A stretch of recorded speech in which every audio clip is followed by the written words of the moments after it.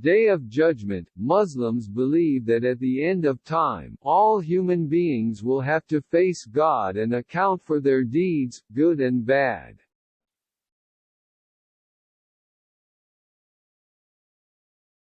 God will judge them accordingly, assigning reward or punishment.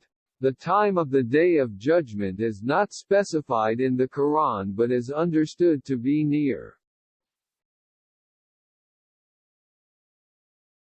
Its depiction is similar to biblical accounts, with earthquakes, moving mountains, the sky splitting open, heaven being rolled back, the sun ceasing to shine, stars being scattered and falling upon the earth, oceans boiling over, graves opening, the earth bringing forth hidden sins as well as lost stories and the dead themselves, and people vainly trying to flee divine wrath.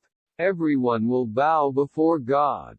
Traditional Islamic thought portrays the Day of Judgment as preceded by a cosmic battle between Satan's forces.